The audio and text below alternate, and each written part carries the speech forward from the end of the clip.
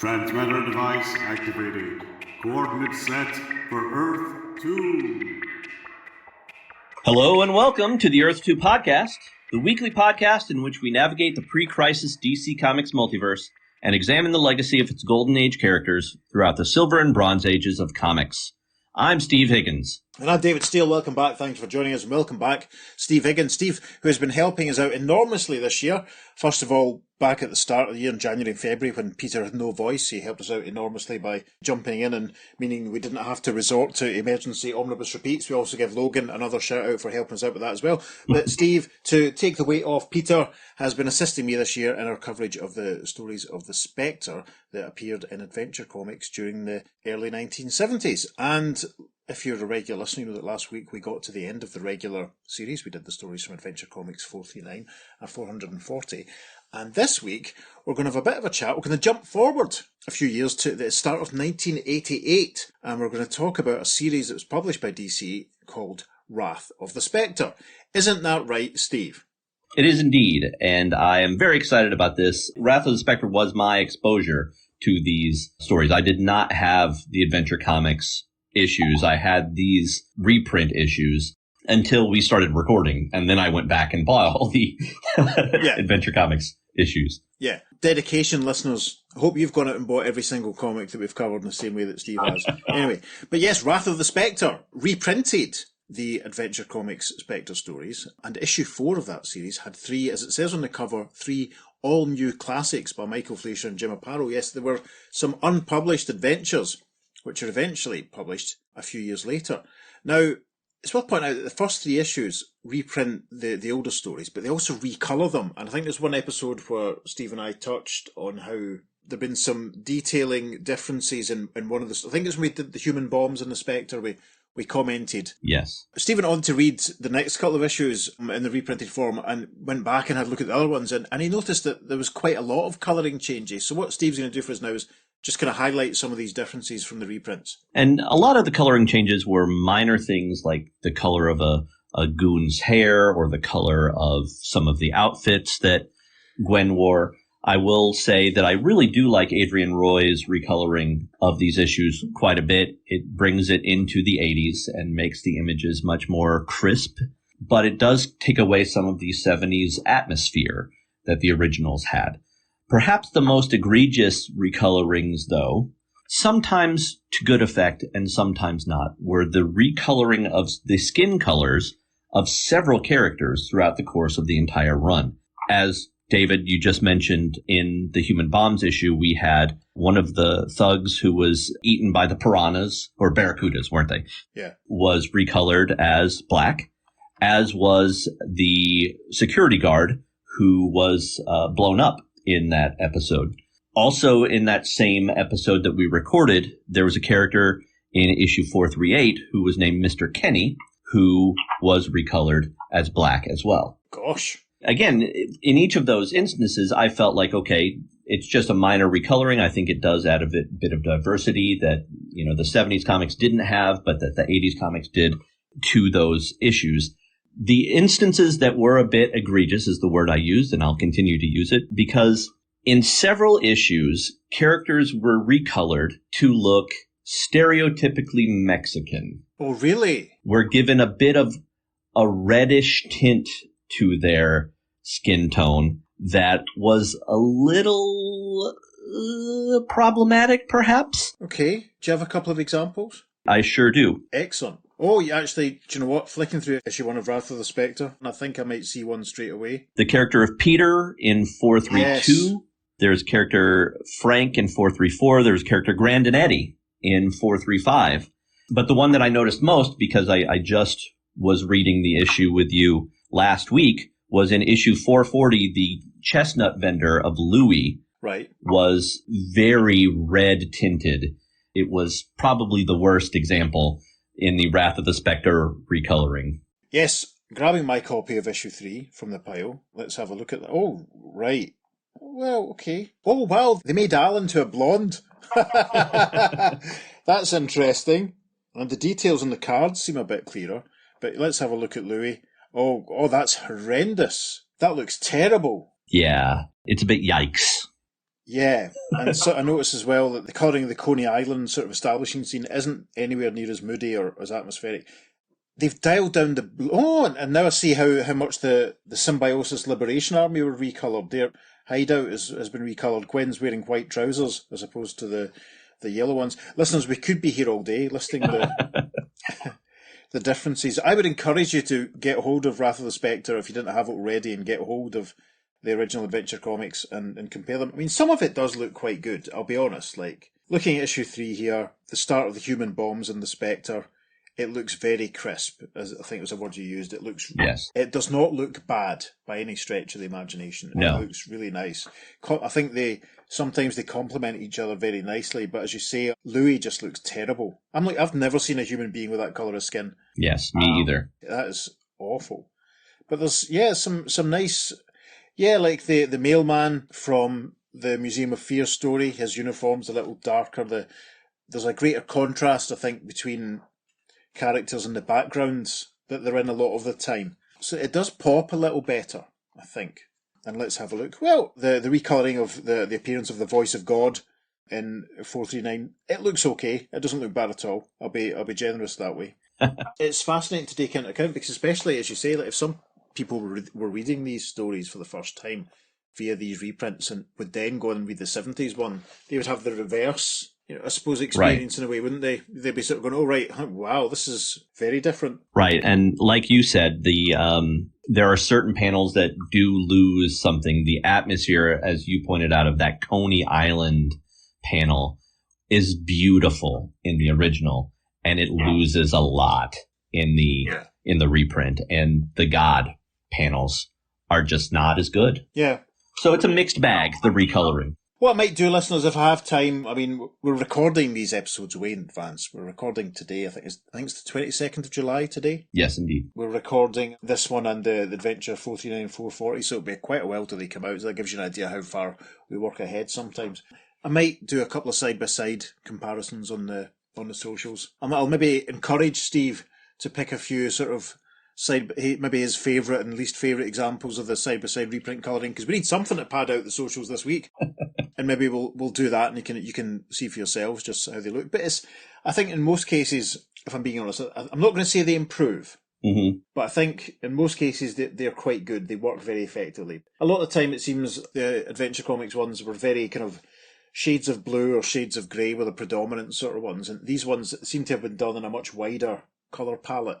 I agree. Which doesn't diminish at all, but at the same time, it gives you a completely different effect, I think. Yes, absolutely. And it's probably due to the difference in technology between 1973 and 1988. Yeah, the different paper that's being used, there's probably improvements in... I remember flexographic becoming a big thing for a while in the mid-80s, and that was really bright, but of course those plates used to get really dusty, so you'd have issues of Captain America where half the page would seem to be missing because the dust had got in the way of the ink reaching the page, but that's a whole other show. So, Wrath of the Spectre, listeners, published between January and April 1988. The first 3 issues reprint the stories from Adventure Comics, and a few other bits and bobs as well. I think one of the Adventure Time stories is represented.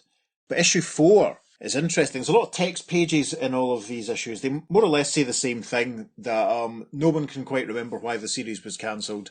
People had different feelings about why it was cancelled or why it might have been cancelled. But issue 4 has 3 stories, which the text page asserts were prepared back in the 70s but were not used. So what I've done is I've written summaries of each of them. So I'll read the summary out. Steve and I will have a little bit of a chat about the plot of each one and how they compare to what was actually published in Adventure Comics originally. And we'll see how we go. So, the first story is called The Arson Fiend and the Spectre. Worth pointing out, I think there was a Shazam villain called the Arson Fiend. Certainly in early issues of the Jerry Ordway series, so that's quite interesting. The opening splash panel shows Earl Crawford, remember him, the Clark Kent lookalike journalist, hiding behind some cardboard boxes in a basement, taking photographs of the Spectre, deals with a man Earl identifies as an arsonist. The story properly starts with Jim Corrigan at the site of a massive tenement fire. Jim and Fire Chief Lonigan discuss whether the fire could be the work of Freddie the Torch Fisher. A fireman spots a woman and her child trapped on the 7th floor, and Jim changes to the Spectre to rescue them, allowing the woman to descend to the ground on a shaft of light. Very effective. This miracle is witnessed by reporter Earl Crawford, who is in the crowd. He is convinced there is a link to the ghost that he's been investigating. Earl's boss is unimpressed with Earl's report of the events and tells him to focus on catching the arsonist. The Spectre travels to where the souls of the recently deceased are in line to enter the afterlife, and by quizzing someone who died in the tenement fire, he establishes that it was deliberately set by Freddy the Torch Fisher. Elsewhere, Earl's investigations establish a link between the recent spate of tenement fires. The buildings all belong to a ruthless slumlord called Harrison DeMarco. Earl suspects DeMarco was cashing in on insurance because of financial difficulties. Earl also has an idea where the next fire will be set, and so he hides in the basement of the building, and sure enough, Freddy the Torch Fisher arrives and sets the building alight. The Spectre appears from the flames, and when Fisher shoots at him, the Spectre deflects the bullets back, killing him. Earl has managed to photograph the whole thing. He takes the film to his boss, Bob, at Newsbeat and tells him to get the photos developed as they prove what Earl has been saying about the Spectre. However, Bob and one of the staffers called Wayne jump to the wrong conclusions and suspect Earl of faking the photographs and even killing the arsonist himself to back up the ghost stories that he has been telling. They think he's also made the ghost stories up. Earl's boss calls the police and Earl's arrested and ends up going on trial for murder. The police and Earl's colleagues testify, and it doesn't look good for Earl, who sticks to his story about the Spectre being true. The jury find Earl not guilty on grounds of insanity, and the story ends with Earl in a straitjacket, imprisoned in the New York Asylum for the Criminally Insane. Thoughts on this one then, Steve? Oh, I have several. But I think first and foremost, what I think I would say is that this story is our best evidence yet that this is a different Earth, because he goes on trial for being crazy and trying to prove that ghosts exist, and nobody believes him. And you would think in a world where superheroes exist, where the Spectre was a known member of the Justice Society of America, that they'd be like, oh, the Spectre, yeah, we've heard of him. We totally believe you. Yeah, that's fair. That's excellent. I would agree with that, very much so. I do think Earl's a brilliant character. It's a shame this one wasn't published. It would have been nice to have seen a bit more of him in the Adventure Comics series, because he just he appears for a few issues and then we just don't see him. He's left sort of thinking about it to himself, and then the whole thing's wound up without any real conclusion to his arc, unfortunately. It's quite grim the way he's so out on his own and gets no support, and his boss automatically thinks that he's lying, and he ends up in a straitjacket. I mean, that is so dark. And I also feel like, gosh, what if this had been a cliffhanger ending? Like, what if this was where the book got cancelled and it ended with Earl? Oh, yeah, my goodness. That would have been horrendous. That would have been very unsatisfying. I would have hated that. But the discussion of where this would have fallen if it had been published at the time is something that I think we'll come back to once we've talked about all three of them. Yeah, I think so. Anything else to add on this one? Just like you, I love the character of Earl. I think it's very akin to the reporter. We've said this before, but the reporter in The Incredible Hulk. And I really, in finishing the run of stories, I wanted more Earl, and I'm glad that we get more of him in these. Well, the things that sort of struck me was how straightforward the Spectre's way of getting rid of the bad guy was. I mean, he just fired his bullets back at him rather than setting him on fire. Yeah. Which I think I was kind of expecting. That's a great point. That, like, it's the least gruesome death the Spectre gives. It's by the numbers. Yeah. The other thing I think is worth discussing is we see Wayne developing the photograph. And first of all, the Spectre shows up in photographs. That's interesting. The Spectre is not aware that Earl is in the basement. That's interesting. But they develop it. Instead of believing him, they immediately think it's some sort of trick involving double exposures and trick photography. That disappointed me, because Earl has obviously worked at Newsbeat for a while and has a good reputation. I mean, he might have sullied himself recently by sort of becoming obsessed with his ghost. Yeah. Fleischer's plan was for Earl to be committed, but it's interesting to sort of think about what if his boss had maybe believed him and maybe gone along with Earl, and something had happened to his boss. Maybe his boss got killed as a bystander, and that put Earl into a difficult position. It's nice to sort of maybe imagine how else it could have gone. I mean, I like Earl as a character, and it was very difficult reading these and sort of going, oh my God, he's having a terrible time. It was completely undeserved. And it's good to know that we weren't the only people who were concerned about him having a terrible time. Aha. Mm. So Second story in issue 4 of Wrath of the Spectre is called The Maniac and the Spectre. The opening splash shows the Spectre watching Earl escaping from the asylum using a rope made of sheets. A full moon looms in the background, so you can take a drink, listeners, if you like. As the story starts, Earl is no longer wearing his straitjacket, thank goodness, but he's still in a padded cell. He's visited by an old woman who tells Earl that she knows he was telling the truth about the Spectre. She goes to leave very quickly, but Earl begs her to help him escape, and the old woman gives him a penknife, which Earl can hopefully use to remove the grating over his cell window. The woman leaves, and we learn that she was Gwen Sterling in disguise. She had visited Earl at the behest of Jim Corrigan to give Earl hope that people on the outside believed him. Gwen tells Jim that she gave Earl a penknife, and Jim says that he'll have to work fast in case Earl gets into more trouble. Earl escapes with the knife and the knotted together bedsheets like we saw in the splash panel. And at police headquarters, a desk officer is surprisingly visited by the apparently still alive Freddie the Torch Fisher. Freddie suggests that Earl should be released and tells the cop that Harrison DeMarco had instructed Freddie to torch the tenements. Freddie leaves the police station and the cop tries to follow him outside, only to find that he's vanished into thin air, but we see that Freddie was actually the Spectre in disguise. The Spectre then pays a visit to Harrison DeMarco. The gangster fires on the Spectre, but the ghostly guardian transforms the bullets into flowers before, randomly to me, transforming DeMarco into a cactus.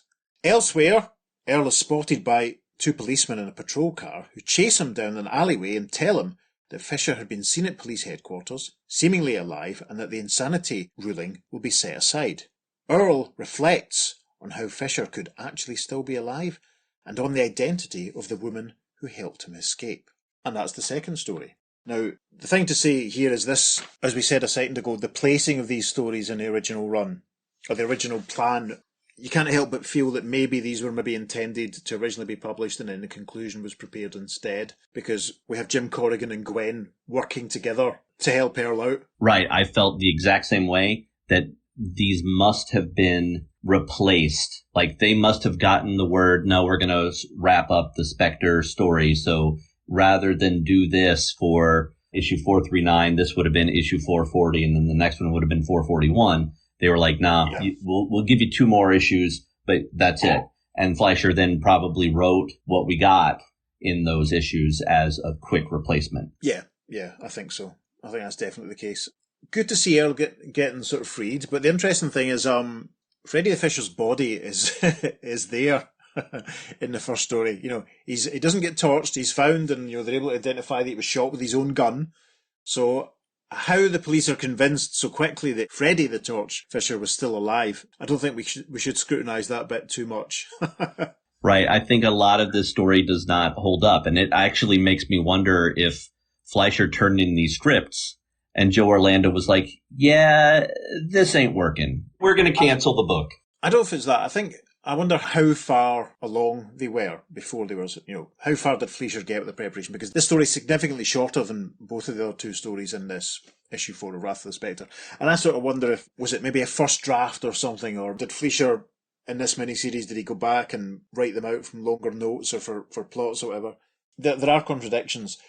You wonder, because we don't really know, and the text pages in Wrath of the Spectre don't really help us either, because no one seems to have a full idea. Paul Levitz is there. He's got lots of theories about how unpopular the series was, and people were annoyed at the way this superhero was being treated and portrayed as this evil, almost vengeful ghost. And we're sort of going, right, it makes me sort of think, well, have you read a Spectre story before? What do you expect? He's not really a sort of capes and tights sort of superhero as such. I wonder how far in advance they all worked, how detailed Fleischer's plans were for these stories in the first place, I think that's a great point, and I hadn't really considered. I didn't notice the shortness of this story. I noticed the abruptness of the story, but I didn't realize it was only 9 pages. And maybe then you are right that it was the first draft of a script that he wanted to flesh out more, which maybe would have made turning the guy into a cactus make more sense.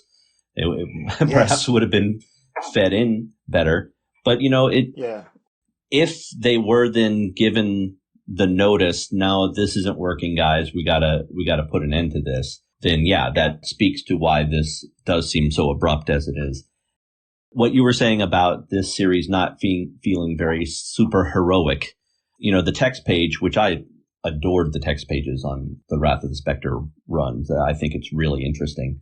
But the text pages kind of allude to it wasn't so much fandom that thought it wasn't superheroic as it was internal politics. Yeah. And it makes me wonder if people don't perhaps know exactly what it was that led this book to be canceled, but they're being democratic, they're being tactful, they're not saying, oh, well, this guy hated the book and he complained to everybody about how much he hated the book because he didn't think the Spectre was in character, and it tanked the book in people's eyes in the editorial department as a result. Yeah, that definitely comes across. That's fair. It's frustrating to not have the full sort of details, but I mean, it's also worth mentioning, at this point, when the last few issues of the Spectre were being published, Fleischer was also writing for Atlas Comics, as we talked about a couple of months ago. Oh. He wrote a lot of stuff for Atlas that was published around the same time that the last few Spectre stories came out. So he was probably spinning a lot of plates. And I've got to say, I don't think the quality of any of the Spectre stories in this series drops below,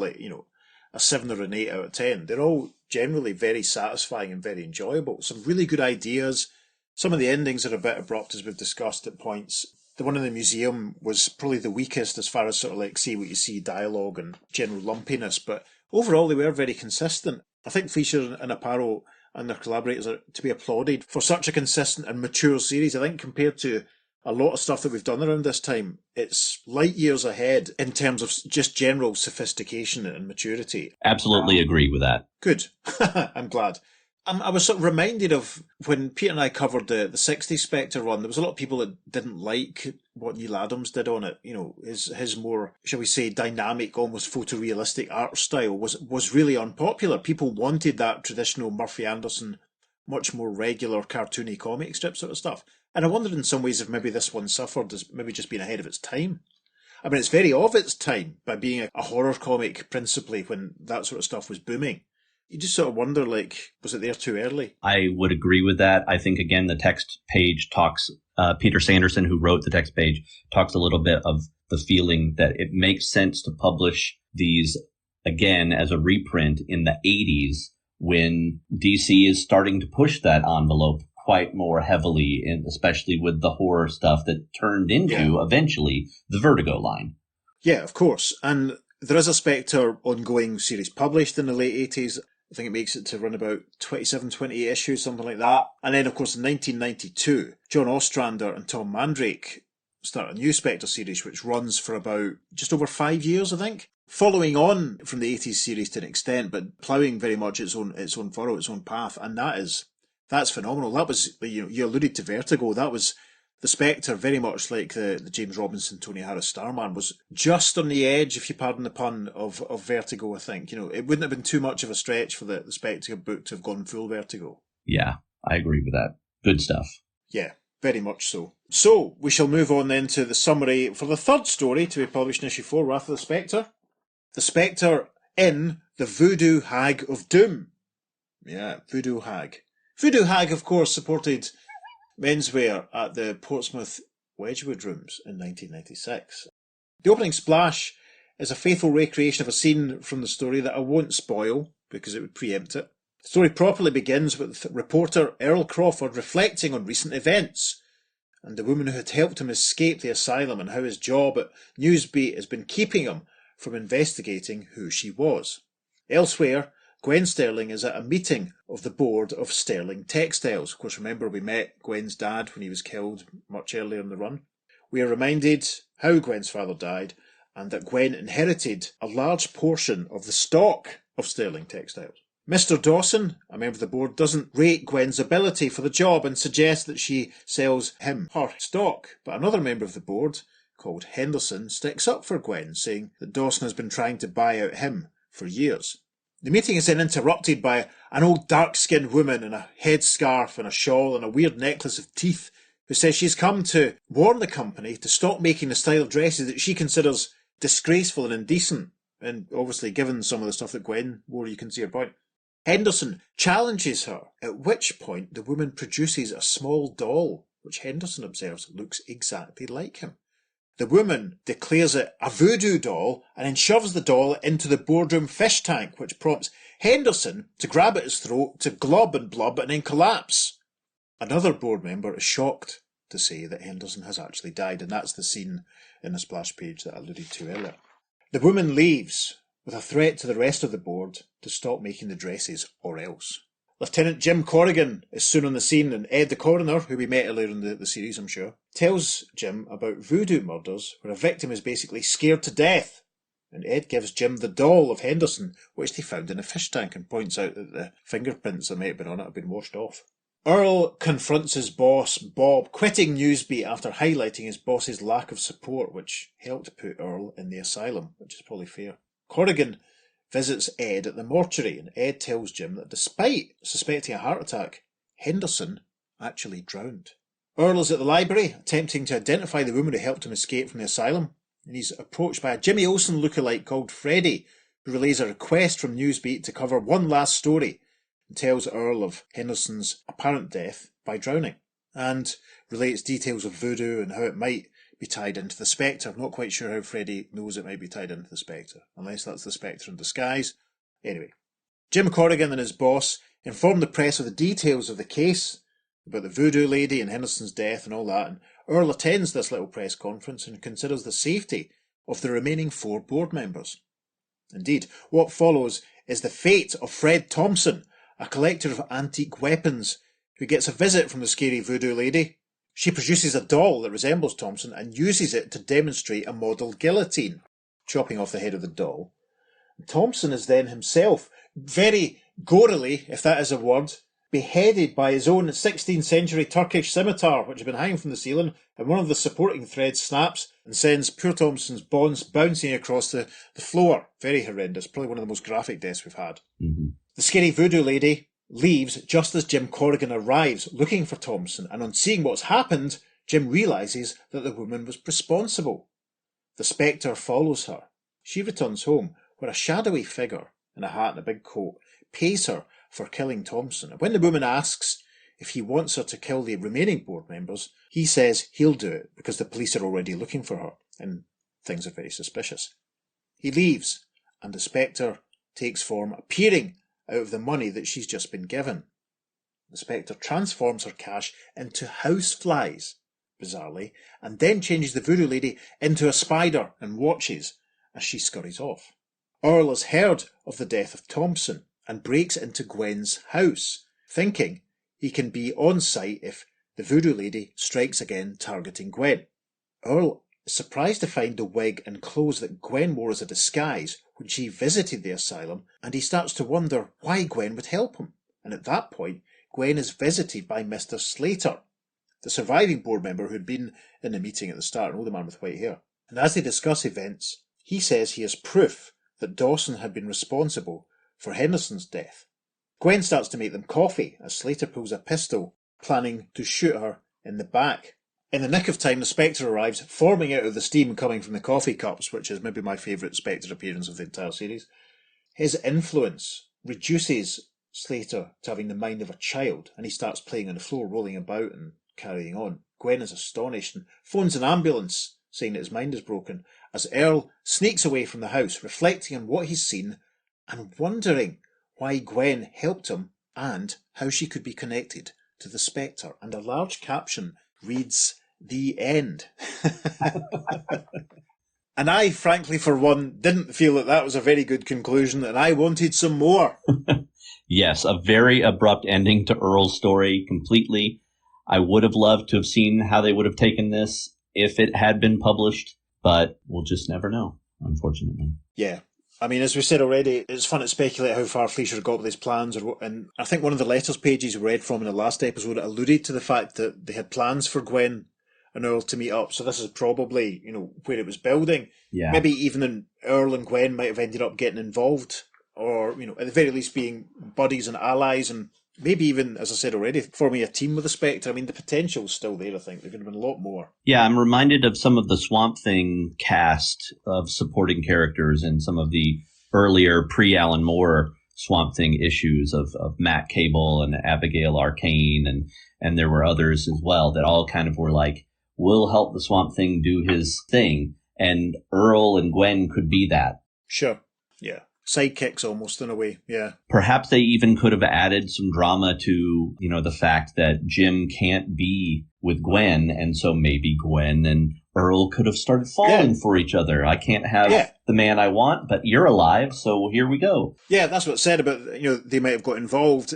It's a little unsatisfying, just the way this is wound up with the caption saying, and I think another text piece following, or I don't know, something at that point just sort of saying that, that's as far as they got or something, who knows what, and it's, on the one hand, it's great to read these other episodes and sort of wonder where they might have fitted in and, see it as a path that wasn't taken, but at the same time, it's very frustrating because, it doesn't present an alternate conclusion. It's just part of an alternative continuation in a way, Yeah. And it's a shame that maybe Fleischer and Aparo didn't then get the chance to write a couple of brand new stories that wound it up. Maybe if there'd been an issue 5 with another 2 stories in it where Gwen and Earl did meet and then it reached a conclusion that maybe fed back into what had happened in 439 and 440. That would have been nice, but, not to worry. Yeah. I will say also the deaths in this one, we had just the bullets coming back at the guy in the previous, but here we get the man being decapitated by the literal sword of Damocles hanging over his head. And that was gruesome, but it was awesome. However, we turn that around to Slater just falling on the floor. Yes. and that seeming very anticlimactic as well. I did like that it set you up to think that Dawson was the guy. You thought from the beginning, clearly this guy that wants to buy her shares is knocking off the board. But no, it was Slater all along. But then we punish him by making him like a baby. And I don't know. It's just not the best, not the greatest. Yeah. There's an interesting sort of inversion between the brutality of the deaths of the supporting characters and how the Spectre behaves, because the guy getting his head chopped off is vile. There's no Comics Code Authority stamp on issue 4 of Wrath of the Spectre. That's really quite extreme. And I'm sure that, if they had published that in the 70s, Paul Levitz and all the great unnamed at DC Comics would have been pulling their hair out, Bad enough, obviously, people were eaten by giant octopuses. One thing I think is interesting is the use of voodoo. That's been alluded to in the past. That's featured in a couple of Phantom Stranger stories around this time. Again, it's another story that kind of put me in mind of this could have almost been a plot for an episode of Kolchak the Night Stalker. Mm-hmm. Board members being bumped off by a voodoo lady and stuff, and then something out of nowhere at the end and Carl back in the office for a funny scene with Tony. I do wonder if Michael Fleischer was, because remember I said in the past about how there was an episode of Kolchak that also had dummies that came to life and all this sort of stuff. And there's a definite Kolchak the Night Stalker vibe to a lot of this stuff, which I think is a good thing, obviously. But yeah, the voodoo lady. Yes, I have to say, again, as an American here, that really did not sit well with me as a modern reader. Sure. Voodoo as a trope of black villains was something that was quite popular in the 70s, but I feel like even by the 80s, when they finally did actually draw this, it would have come across as more than a little racist. And the grotesque depiction that Aparo does of the voodoo hag is really pushing the limits of what's acceptable at the time even, and certainly not today. I agree with you 100%. Even the fact that the title is called The Voodoo Hag, it's grossly caricatured. I mean, again, there's a similar character in one episode of Kolchak. I think the zombie episode has a similar sort of older lady who sort of, you can imagine this woman who doesn't even get a name. No. Let's remember. You can imagine her speaking in probably some caricature sort of Haitian accent or something. It's not very good. It has dated enormously. And it's probably reads even worse now than it did in 1988 when it was reprinted. Again, interesting, it was only reprinted like 13 or so years after the series had finished. Yeah. This is the sort of thing, where I was saying it someone the other day, because the 0 Hour 30th anniversary special is imminent, and 0 Hour was only, 8 years after the crisis, and then you sort of think, we're now already 8 years beyond DC Rebirth, and that doesn't feel like anything at all. It's the passage of time as one gets older. Discuss. So yeah, that's how it finished for that version of the Spectre.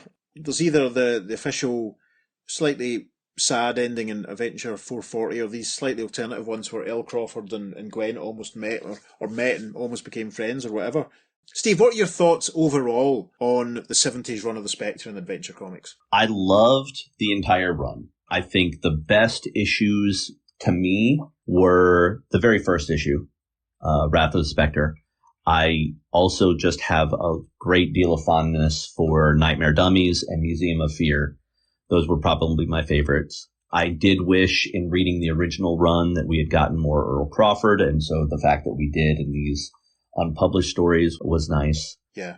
Loved the Jim Aparo art in the originals, and as I said, the coloring of the originals was very atmospheric. I think it's very interesting to look at this final issue, which he drew in the 80s, and see how his style had evolved, that the panels were larger, that there wasn't rigid borders between the panels, of the gutters, the white gutters between the panels, that instead it was one full page of art that every panel just kind of flowed together. Mm-hmm. And to be honest, I kind of feel like I preferred his 70s art in a lot of ways to what we see in this final Wrath of the Spectre issue.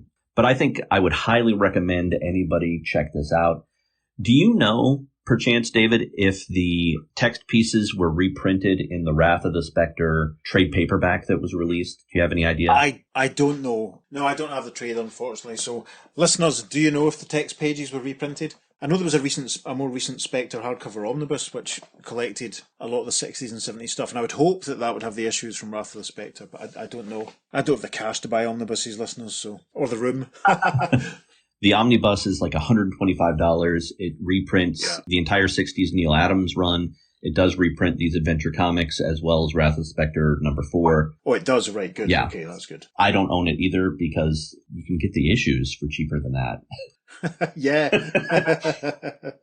I know. And, they're easier to read because it's not a 3-inch thick hardcover that how am I supposed to have this with me when I'm on the toilet?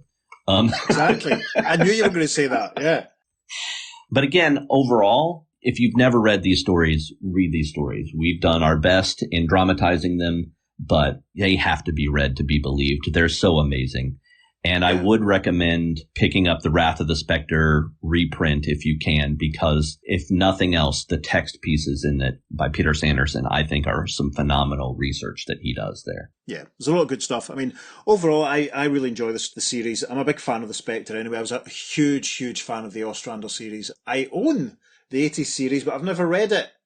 Obviously, I wasn't reading it at the time. I collected them since, but I did read the Ostrander series as it was published. I should probably read the 80s ones and see what I think. So, because one thing that I found reading the 60s stories in context, I was really surprised at how separate the Spectre and Jim Corrigan were as entities, whereas by the time you get to the Ostrander series, they're almost very much one and the same. Jim is the Spectre and the Spectre is Jim. And one thing that's interesting about the Adventure Comics run is it doesn't have that whole thing of the Spectre needing to come and live in Jim's body. They're not really portrayed as separate entities in the Adventure Comics run. I think we ultimately decided that it was on an Earth of its own. It definitely wasn't the Earth 2 Spectre. There were quite a number of sort of things that made us think it wasn't on Earth 1, everyone knowing that Earl Crawford looked like Clark Kent and all that sort of stuff. I think it's almost fair to consider the Adventure Comics Spectre run as maybe not even taking place in the same regular comic style continuity at all. Just in a realm of its own almost, We joked about it being in the Marvel universe. It might as well be, because it doesn't really follow a lot of the rules of superhero stuff. Apart from the magic rings reference and the joke about Superman, there's no other appearances or references to other superheroes. They do not mention the Justice Society of America once. No. For example. So I think it's very clear that we're not reading the continuing adventures of the Golden Age hero, even though he is he is a Golden Age hero. But you know what I mean by that. No, I've really enjoyed reading them. I enjoyed the visceral quality of them.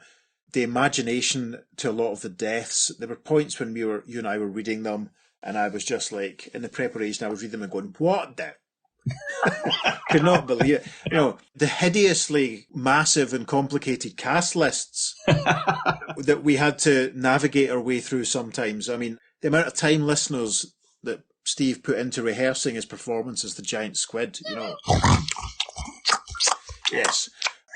And of course, we should give a thanks, obviously, because Peter did read the first episode, and it is Peter's show. And obviously, we should mention that our pal Kenny Smith jumped in to play Mr. Kenny, which was very, very amusing. God bless you for doing that, Kenny.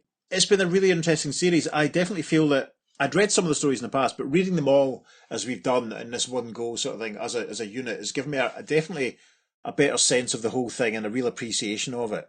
I think it stands head and shoulders above some of the other stuff that's been published at this point. But in saying that, I think that a lot of what DC is doing at the moment is very good. When I say at the moment, I mean 1974, 75.